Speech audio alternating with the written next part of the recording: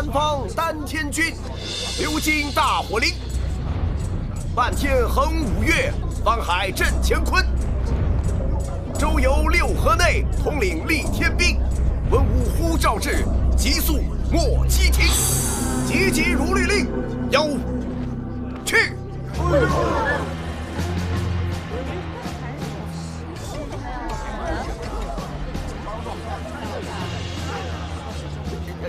妖去！妖道休得装神弄鬼！看刀！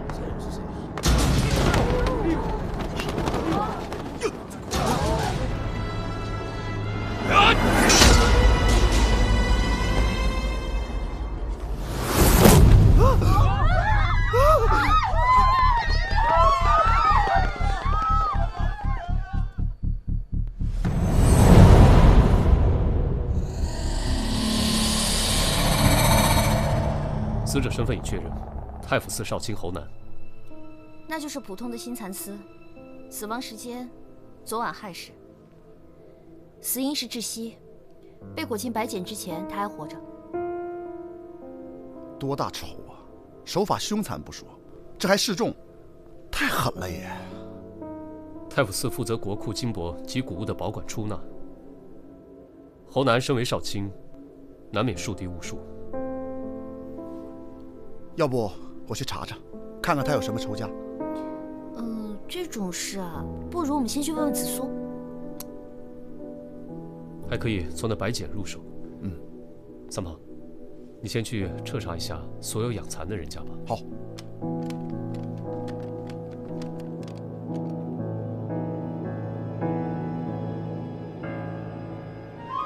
你这是疯了是吧？我错了！错了值几个钱啊？给老娘站住！看我今天不弄死你！我让你站住，听见没有？啊！行啊你，老娘平时待你也不薄，你这是偷到老娘头上来了！哎，怎么能说偷呢？其实呢，我只是想早起帮你打扫一下房间，一想到你房间里面整整齐齐的样子，我就好激动啊！然后我就不小心一激动就打翻了你的这个盒子。我让你进我房间了吗？啊！无事献殷勤，非奸即盗！掌柜的，早上没人采买吗？没肉了，咱们买了呀，我亲自订的。哦，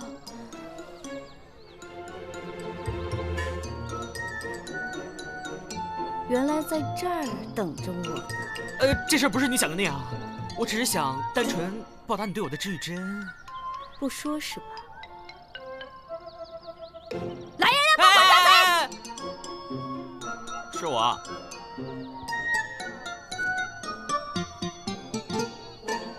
店里全天的供应量，全被你一个人吃了？怎么可能？哪吃得下呀？我只是用那些肉炖了一锅肉汤，炖了整整一宿，再用那些肉汤下了面条，特别入味。早起就得这么吃，才对得起自己的勤劳。那肉呢？都熬成汤渣，我给倒了。不过锅子我刷得非常干净，你就不必夸我勤劳了。哎，大人别打脸，我靠脸吃饭的。等等，这些首饰我给你修。我这些首饰那都是金丝银线穿的，你能修啊？别说金丝银线了，就是水丝火线我也能修好。你说的？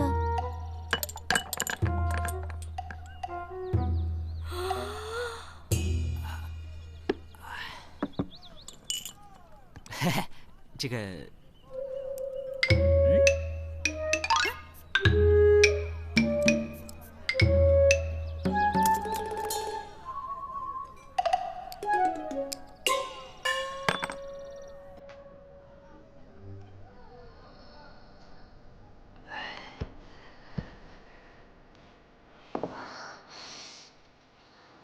哎，不要啊！救命啊！杀人啦！救命啊！上头人！你看着正好，快来救我！我是说，别当众，拖到后面去杀，我当个选案老师。好的。哎，等等，你救救我李承信，我一定减少相关引爆大案。命你留着，当牛做马吧。哎，随便，你说什么东西？你先救我！说话算话。四娘，请你高抬贵手，我还需借他一用。1天的肉钱加摔坏的首饰，成交。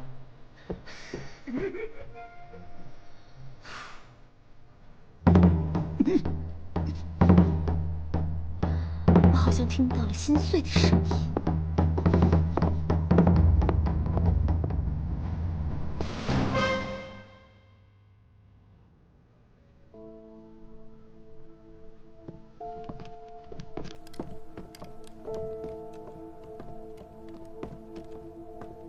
夫人，侯少卿是否有什么仇家？仇家，或是政敌？这些事，主人从不说与我听的。萨摩，你过来看。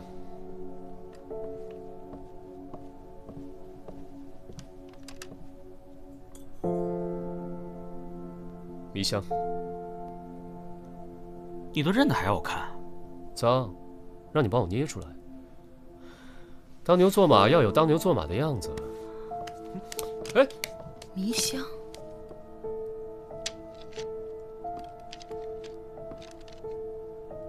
这香炉谁负责的？崔西，府里的大丫鬟。官人的意思是，她？不可能的。崔西在府上一直乖巧本分。他现在在何处？去，叫崔西过来。是。夫人是何时发现侯少卿失踪的？今晨发现的。他昨晚彻夜未归，夫人没有察觉吗？我家主人操心政务，常在书房里过夜的。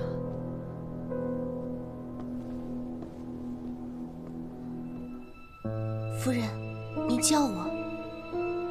2位查案的官人有话要问你。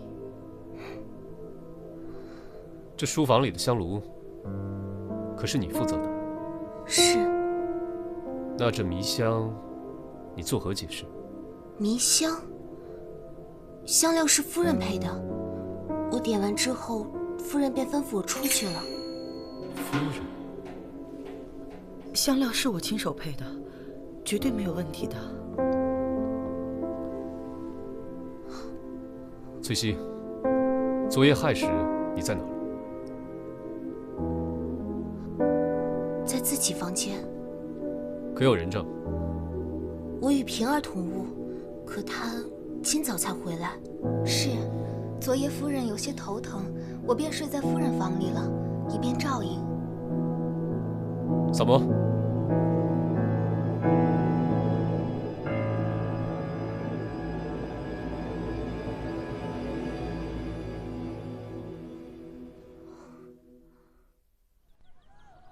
那个丫头戴的就是这种簪子，比侯夫人的还贵。我让李治买了一只来给你看看。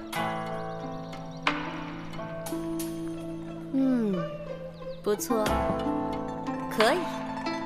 这种品质的，再找3、5只，我的气大概就能消了。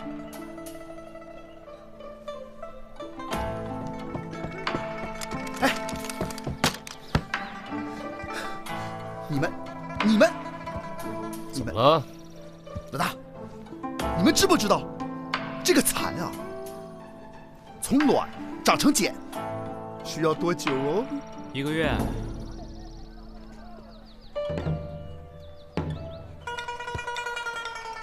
哈哈哈，就是1个月，这是常识嘛，对不对？你别告诉我，你跑出去这么久，就查了个这个？怎么可能啊！我跟你说，这个蚕的繁殖规律是从卵到茧需要1个月的时间哈，这没错啊，这没错啊，你知道的哈。然后呢，我呀查了整个长安城所有养蚕的大户，我还查了1个月前刚开始大量购置蚕卵的人家。你们猜怎么着？查到了。数量极其庞大，根本无从查找啊！你就没在这里头查到不对劲儿的人家？客官，这边有。谁？侯南自己家算吗？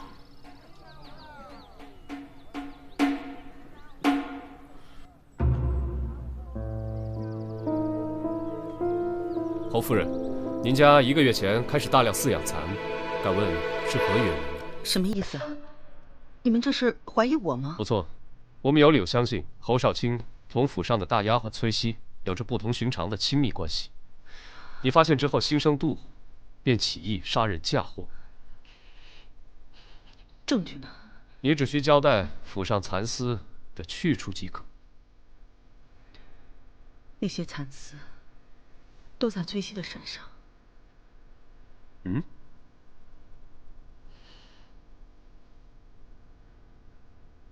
全府上下的人都可以给我作证。你们特地养蚕收蚕丝，就是为了给下人做件衣裳？官人所言非虚。崔西同我家主人的关系确实不同于一般的主仆，因为他是我家主人的亲骨肉。啊！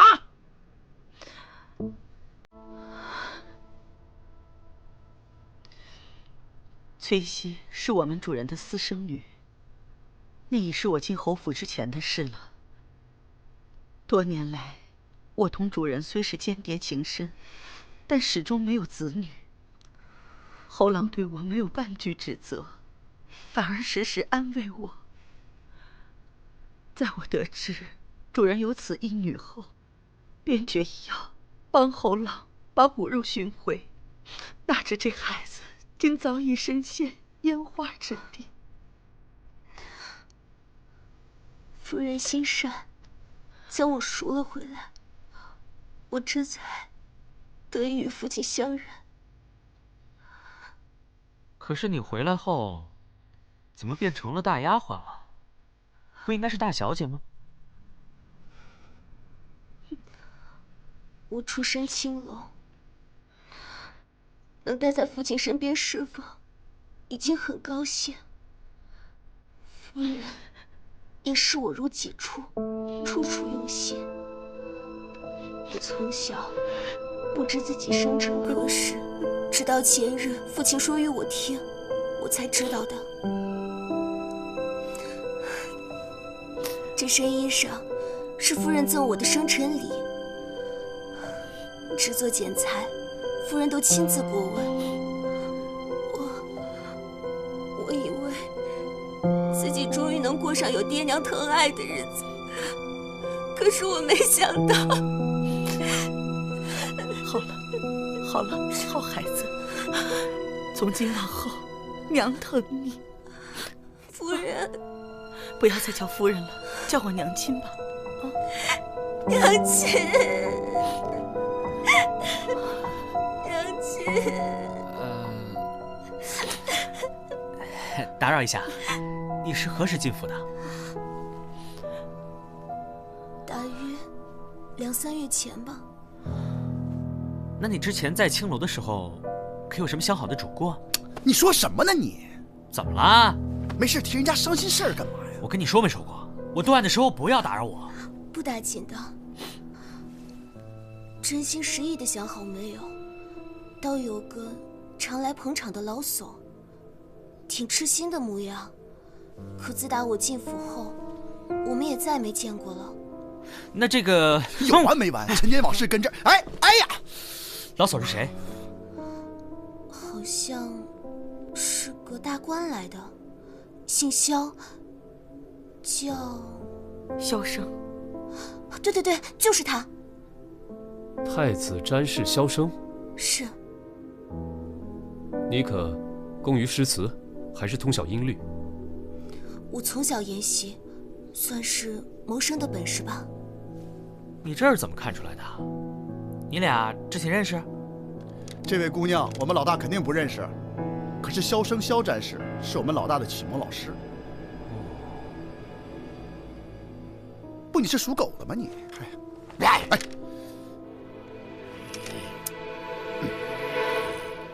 眼下北方边境失利，百姓饱受战火荼毒。二位以为此事当如何处理呀？萧某以为应以民生为重，主动出击，驱除外敌。眼前敌兵虽然活跃，但只是小股分头势力作祟，若能个个击破，那无异于断敌方之手足。萧公言之有理，敌方虽然大胜，却也是元气大损，正骄且躁，而我军恢复速度远快于敌方，此时出兵快攻，当是良机呀。二位大人一向都是主战派，可是此种战法需要我军精兵能稳定发挥实力。现在是新帅带兵，士气如何尚不可知。倘若贸然出战，恐怕是要吃亏呀。只怕假以时日，敌方亦已养精蓄锐，更加难以对付了。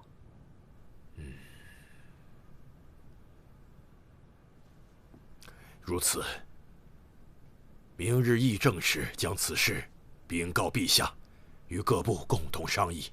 好。哦，对了，今日上朝时，太傅寺少卿侯南无故缺席，二位可知是什么原因呢？不知。吕延忠也未见踪影。谏议大夫吕延忠称病告假。父亲，上官子苏见过萧詹事程仆夜。什么？我等先行告退。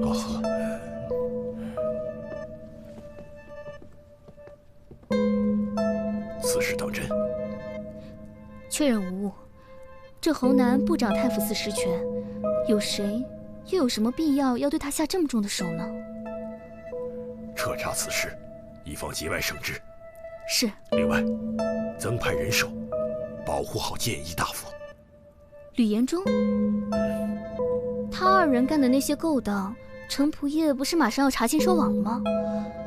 涉案人员都在地方上，也不至于。先按我说的做。是吧？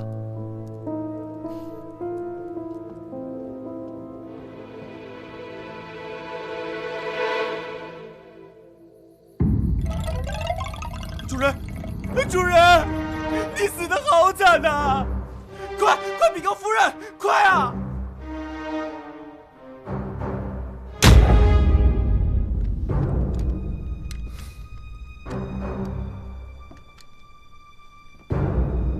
！1天之内2位官员丧命，真有些蹊跷。哎，蹊跷。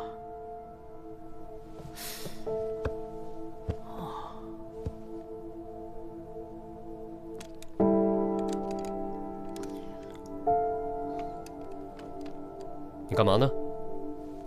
我看这些蜡烛，剩这么多烛油，我拿回去熔一熔，能做出好多根新烛来。再说了，咱们自己用不完，我还可以拿出去卖，又可以赚一笔钱。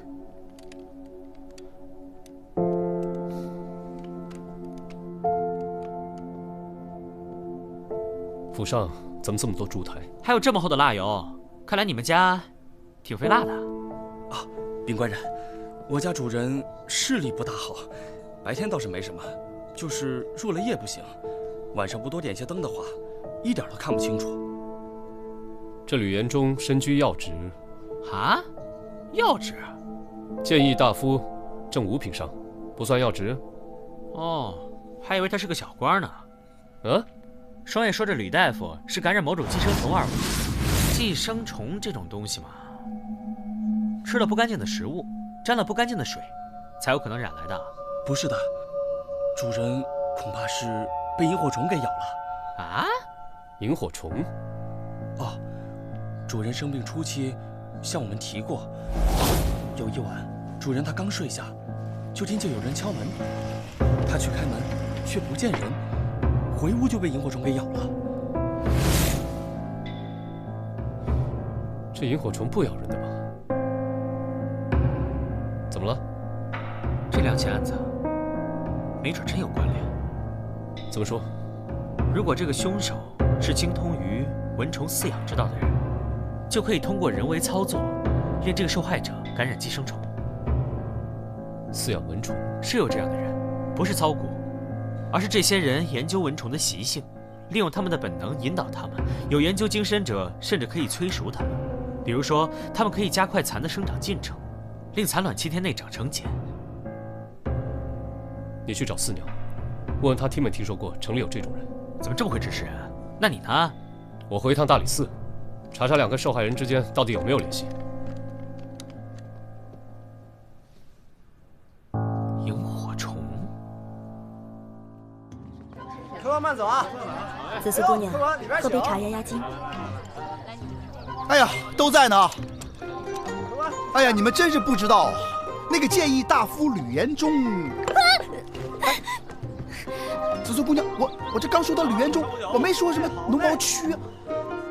算上你这次呢，他已经是第4遍听到别人跟他详细描述那个吕延忠的死亡惨状，听一遍呢就得上楼狂洗1遍澡。照这个架势，现在是不用听完就得上去洗了。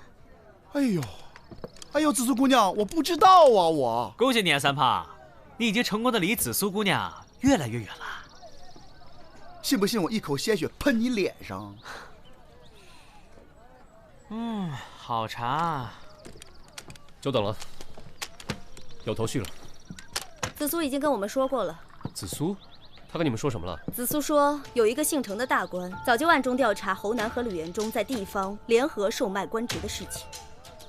尚书左仆射程同。对，他还说，买官的人早就已经被刑部派人监视了。与此案相关的买官者都在地方上，基本可以肯定这2个案子与那些人没什么关系。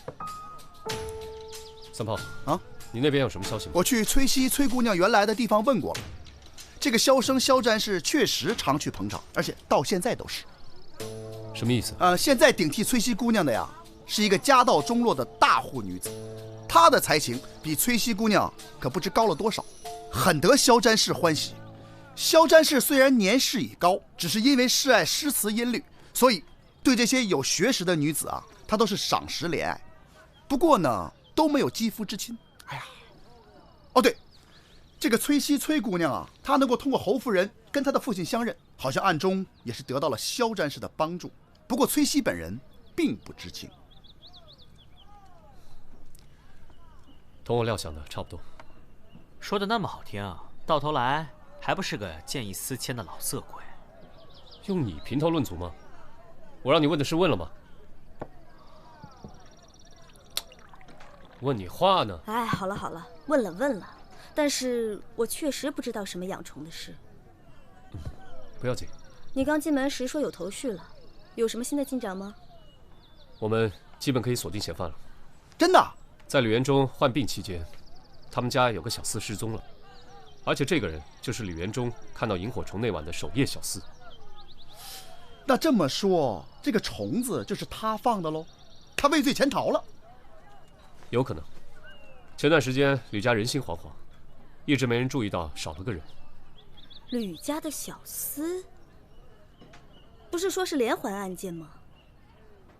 那他跟侯南能有什么关系呢？暂时还不清楚。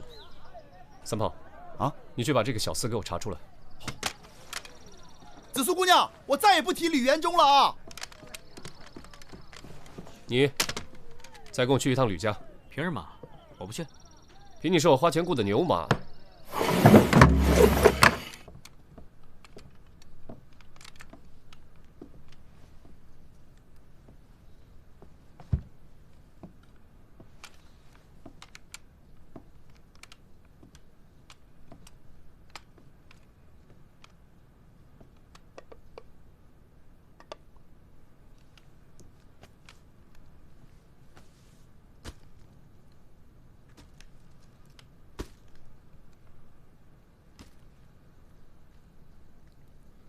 哎，三毛，你来看一下，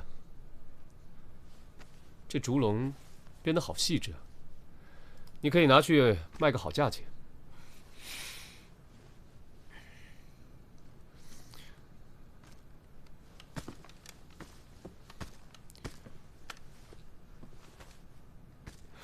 刚刚是我话说重了，驳了你的面子，抱歉。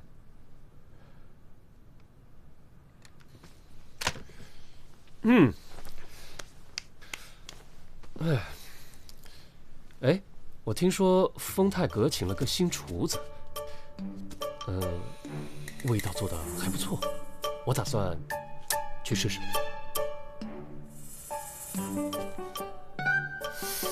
刚刚怎么好像听到有人跟我说话？说什么？是你吗？哎，你看，这个是养虫的器具吧？这个笼子不是你说了让我拿走卖的？我是说里面是蚊虫，不是萤火虫。所以呢？难道不是它？大概不是吧？你看这个房间里，要有的话也只有蛐蛐罐，哪有什么养蚕的痕迹嘛？吕府的守夜小厮找到了，在哪？已经送到双燕那儿了。哈？找到的是他的尸体，在城南的大石桥下面发现的。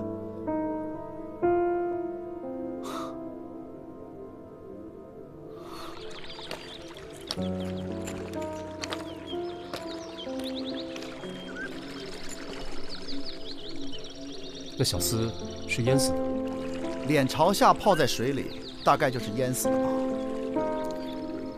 这块的水不急也不深，怎么能淹死呢？淹死倒不奇怪，奇怪的是，现在这个季节，这河里的水怎么会这么少呢？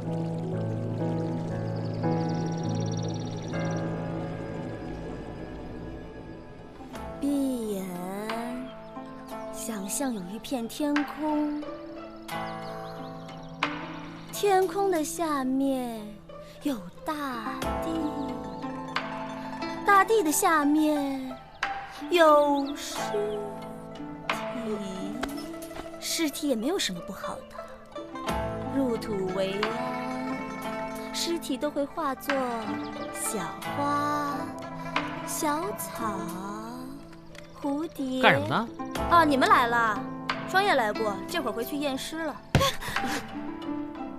怎么了？一惊一乍的。啊，小花、小草、小草。什么小花小草？重生的感觉。你说的说什么说？怎么的？你要是女的，你还比不上人家紫苏呢。四娘不是女的吗？双叶不是女的吗？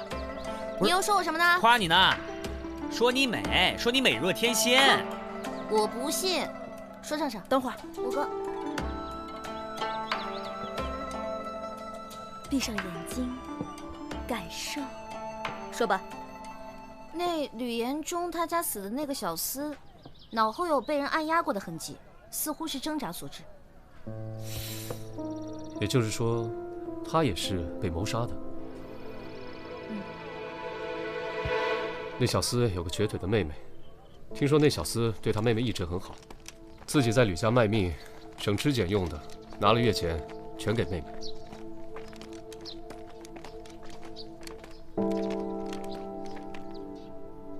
你可知道你哥哥近日是否曾与人结怨？从未听说过。哥哥最近带了好多钱回来，刚以为能过上好日子，结果他……钱？他有告诉过你那些钱怎么来的吗？没。不过那钱我没舍得动。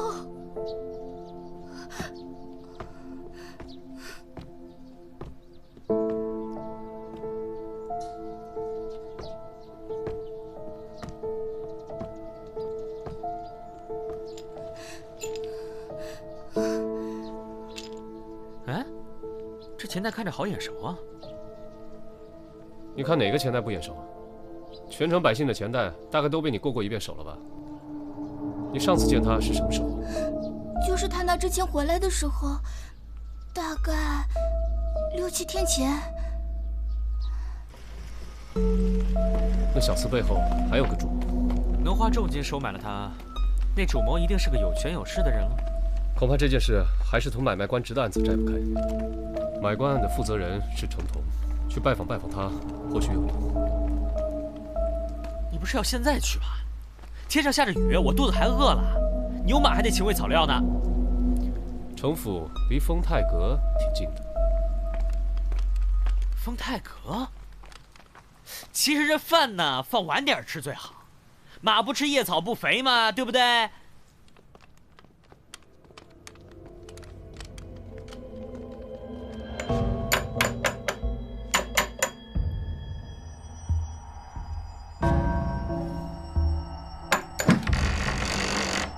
二位官人有何贵干？大理寺少卿李治同程仆爷有话说。哦，我家主人不在，三位还是请回吧。哎，不请我进去坐着等吗？哎，是你呀？是你？啊，你们三个一起的？这两位是我的朋友。我们家主人确实不在，等主人回来，我一定转告他。三位要不还是隔日再来吧？啊，哎，不是，不在你让我们进去等，干嘛轰我们？三胖，哎，真不在啊？你怎么认识程府的家仆？前几日闲来无事，在东市摆摊，程府的家仆在我摆的摊上买过鸡，40文一只，买了2大笼，说是他府上要摆全鸡宴。程府最近有办全鸡宴吗？老大怎么没邀请你？就你老大这副朝堂边缘人的样子，人家邀请他才怪呢。对了，子硕，问你呢，最近程府有摆宴席吗？应该是没有。程仆爷如果设宴，一定会邀请家父的。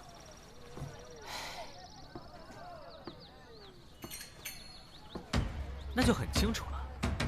现在案情已经大致可以确定了，凶手就是那个程滚，你们可以去抓人了。程董可是朝廷重臣，这种事情没有十足的把握，可绝不能轻举妄动。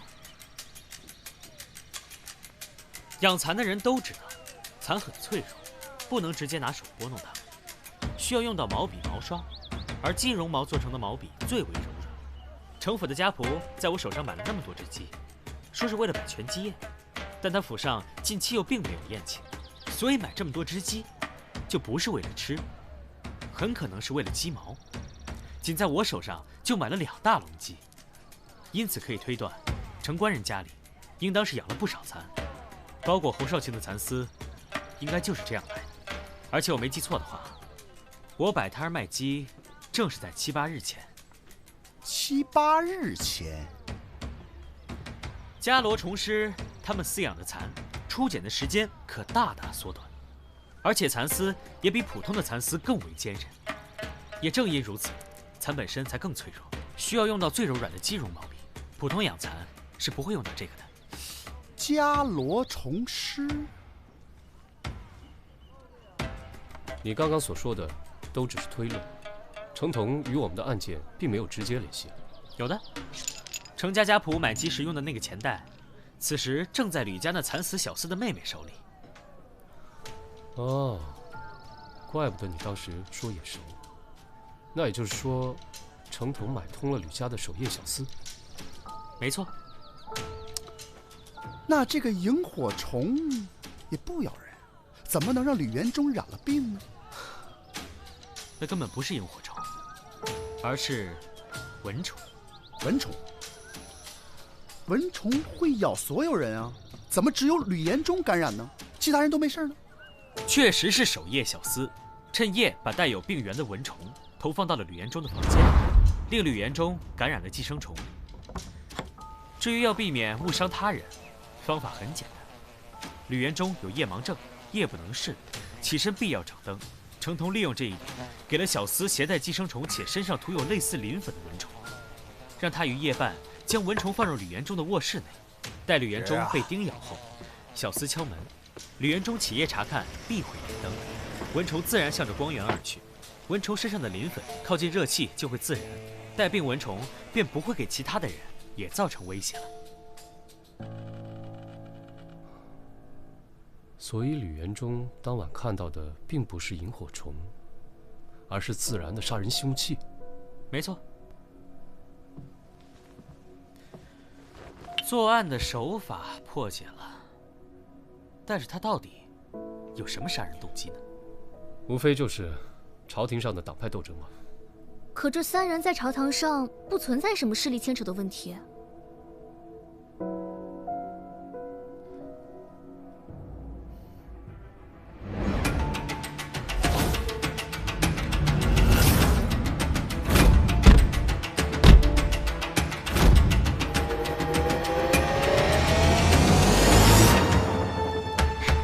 我知道了，程同的独子程孝和于1个月前在北部边境战事中战死，侯南和吕延忠都是在那一役中立主战的。哦，他这么做是为儿子报仇？子素，当时就这么2个人主战吗？还有一个人，萧生官人也是在那一役中立主战的，不过他平日与程同关系挺近，或许是这个程同才放过了他。不好说，你们最好还是去萧家查看一下才好。我们分头行动，萨摩三炮和紫苏去找萧战士，我先去城府捉拿程同，一会儿跟你们会合。好。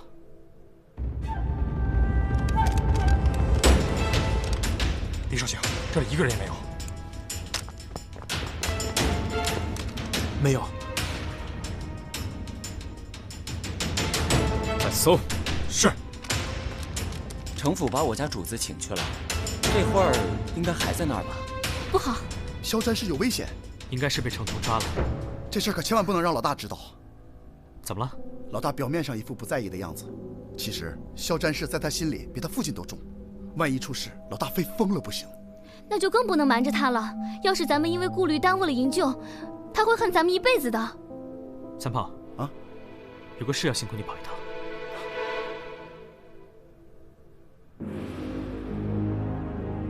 程仆夜，侯南、吕延忠结党营私、买卖官职一事，你都查清了？查清了。他们2人早晚要死，转交刑部便是了。你为什么要对他们下此毒手？朝廷处置是法，你动手是罪。这一点，你不清楚吗？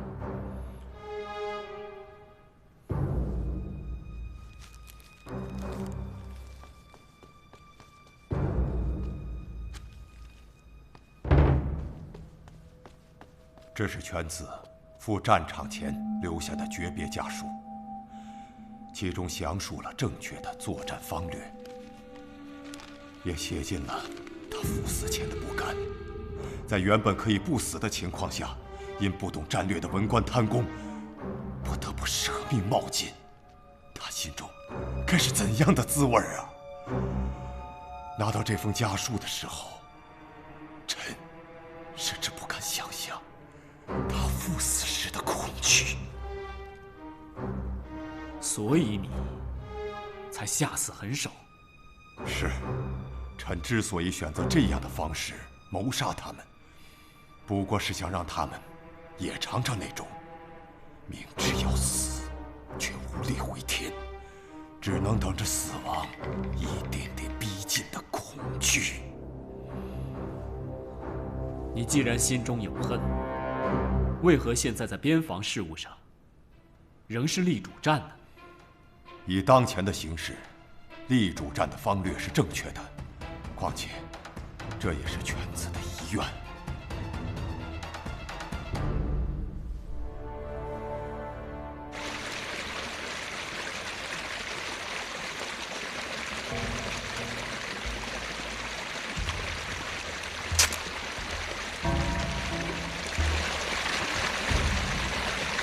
怪不得小河里的水少，水被人引走了。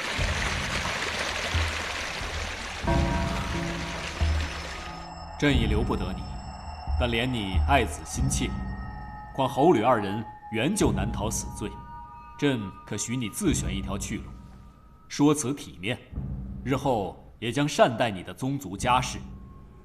臣领旨谢恩，请赐鸩酒一杯。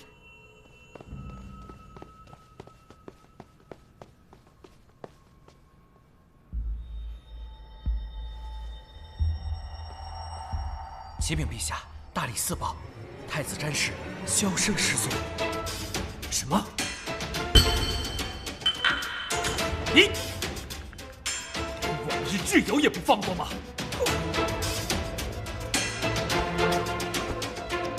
传旨，全力搜查营救。府里一定有夹层，搜到买鸡的那个仆人，才能找到萧詹事的下落。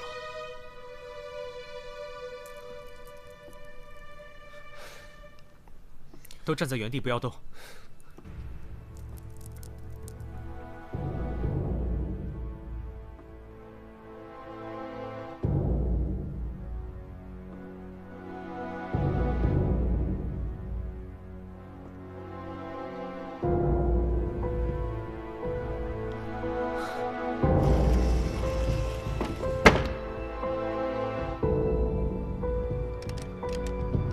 肖战士在哪？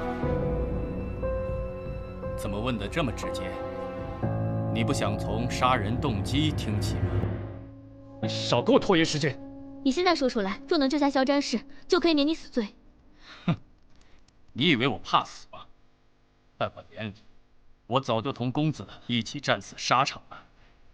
我从小跟随公子长大，也习得一身武艺。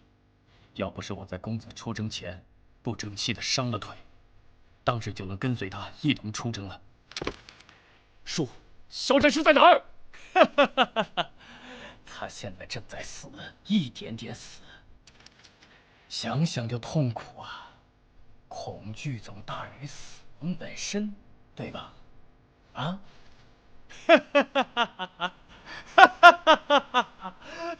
你们是不是打算把肖战士淹死？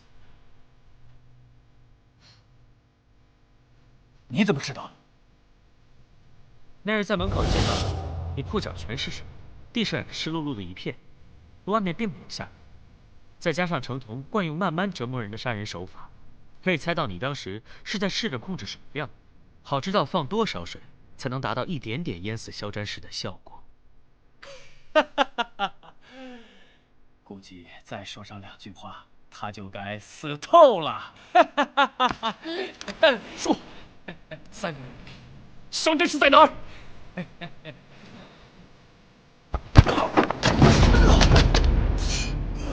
在哪儿？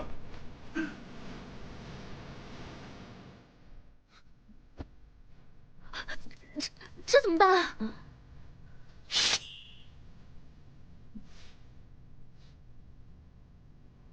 咱们进到这个密室以来，仆人一直坐在这里。他为什么要坐在这里？他为什么要坐在这里？铺端底下。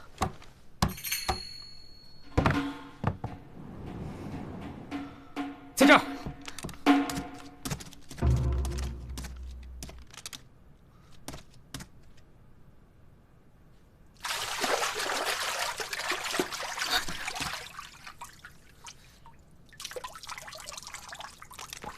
夫子，夫子，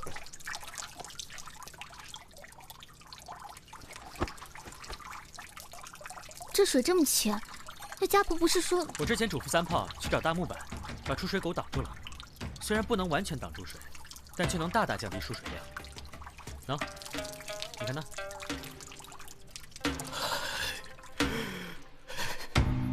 今儿菜不错吧？这可是专门给你们庆功的呀！蜜汁烧鸡。你这又是怎么了？能把那个鸡拿走吗？我现在看什么睫毛、蚕啊、蚊虫啊，我就浑身发冷。啊，蚊虫都见不到，那你这个夏天可难过喽。等等，哎，别扔啊，留给我当宵夜。凭什么？我就不能自己留着当宵夜？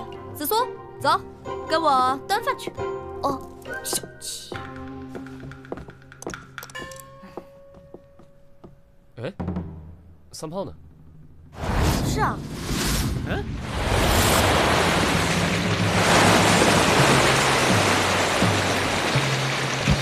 你们到底在干嘛？